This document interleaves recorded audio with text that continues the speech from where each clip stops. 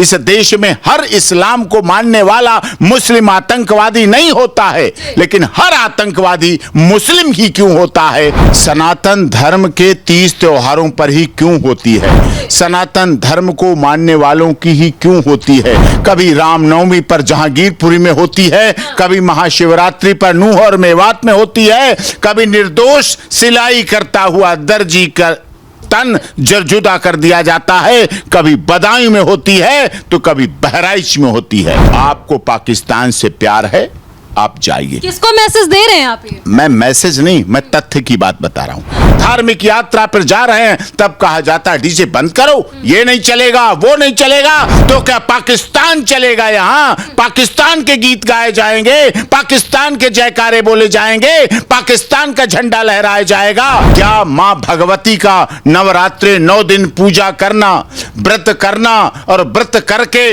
माता मूर्ति के विसर्जन के लिए जाना अपराध है? पाकिस्तान में कितने हिंदू शरणार्थी ऐसे हैं जो आज भी भारत आने के लिए लालाई छोड़ के अपना सब कुछ भारत आना चाहते? इतने टॉर्चर है। क्या भारत से कोई मुसलमान की एक भी एप्लीकेशन विदेश मंत्रालय में है जो पाकिस्तान जाना चाहता है, जो पाकिस्तान रहना चाहता है? भारत सबसे अच्छा दुनिया का देश है जहां मुस्लिम लोगों के लिए संरक्षण भी है, सुरक्षा। वो समय बदल गया जब पुलिस पर गोलियां चलती थी और पुलिस चुपचाप अपनी गोलियां खाती थी और अपने जिन जवानों को, वर्दी में जवानों को उठा के भर्ती और पोस्टमार्टम कराते। अगर अब आप गोली चलाएंगे तो बदले में भी गोलियां चलेंगी।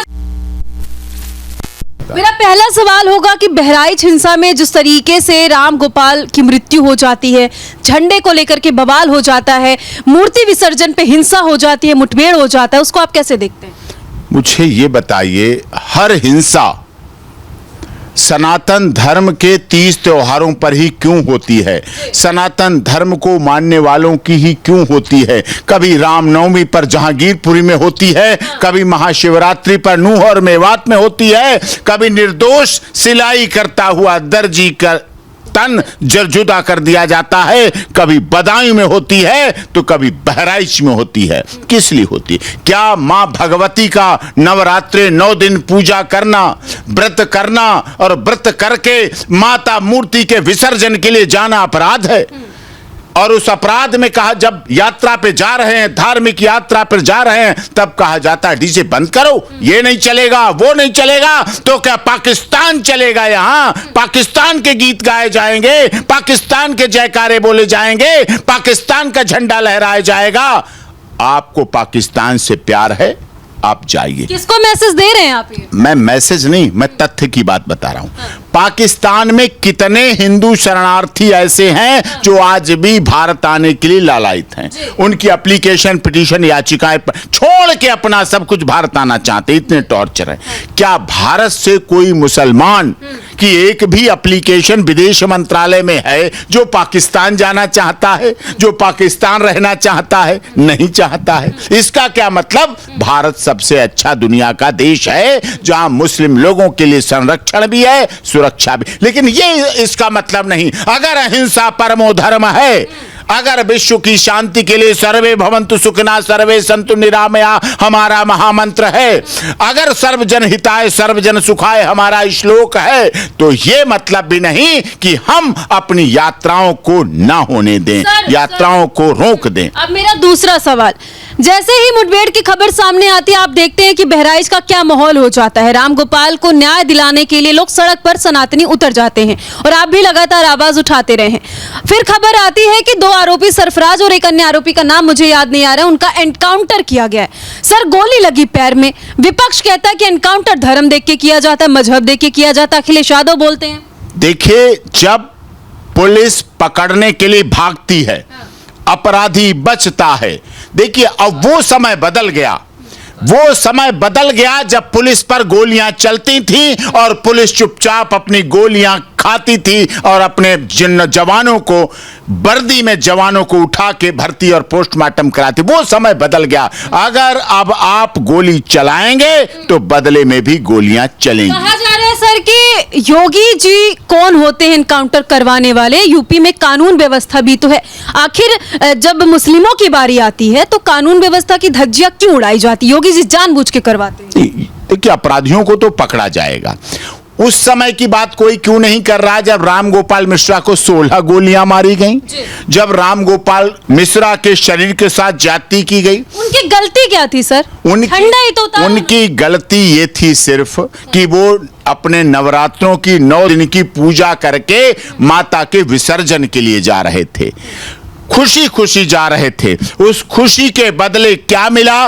उस राम गोपाल मिश्रा की विधवा, जो विधवा पत्नी थी, जो 10 दिन बाद करवा चौथ का व्रत मनाती, जिसके हाथों की शादी के बाद मेहंदी नहीं छूटी थी, जिसके पैरों के बिछिया और गले का मंगलसूत्र तोड़कर राम गोपाल मिश्रा की अर्थी के ऊपर डाल दिया गया, जिसकी हाथों की चूड़ियां तोड़कर राम गोपाल मिश्रा के अर्थी के ऊपर डाल दिया गया और माथे की बिंदी और सिंदूर को पोंछ दिया गया, सदैव सदैव के लिए पोंछ दिया गया। और एक जवान विधवा जिसका 2.5-3 महीने शादी को हुए हों, उसको वैधव्य का दिन देखना। सर जिसकी वजह से ये सब कुछ हुआ, ऐसे आरोपियों के सपोर्ट में लोग बोल रहे हैं। जरा सोचिए, क्या वो देश के हित के बारे में नहीं सोचते, सनातन के बारे में? इस देश में दुख की बात यही है, कई ऐसे देश में लोग हैं जो भारत में रहते हैं, भारत का खाते हैं, भारत का गाते हैं, भारत में शादी का ब्याह करते हैं, भारत में बच्चा पैदा करते हैं, भारत में नौकरी करते हैं, भारत में बड़े होते हैं, भारत में खेलते हैं, भारत में कूदते हैं। लेकिन जब कभी बाई चांस पाकिस्तान क्रिकेट में जीत जाता है तो पटाखे छोड़ने में वही आगे आते हैं। भारत जीतता उन्हें कोई मतलब नहीं। पाकिस्तान की भारत में रहकर जय करने वाले इस देश में ऐसे लोग हैं और इसीलिए मुझे जिम्मेदारी के साथ करना पड़ रहा है कि मैं मानता हूं इस देश में हर इस्लाम को मानने वाला मुस्लिम आतंकवादी नहीं होता है, लेकिन हर आतंकवादी मुस्लिम ही क्यों होता है, इस पर सोचना पड़ेगा, इस पर सवाल आपको ध्यान देना पड़ेगा। सर एक और सवाल आपसे करेंगे। अभी खबर आ रही है कि अब्दुल हमीद जो मेन आरोपी हैं हिंसा के, उनके साथ साथ जो 23 लोग गिरफ्तार हैं, उनके घरों पर बुलडोजर चलेगा। क्या ये सही होगा या गलत? देखिए, क्योंकि बुलडोजर के लोग करके लगातार आप देखो सुप्रीम कोर्ट में भी आ चुका। कानून का शासन रहे। जो लोग ये चाहते हैं उत्तर प्रदेश में फिर से हर महीने दंगे हों, वो सफल नहीं होंगे।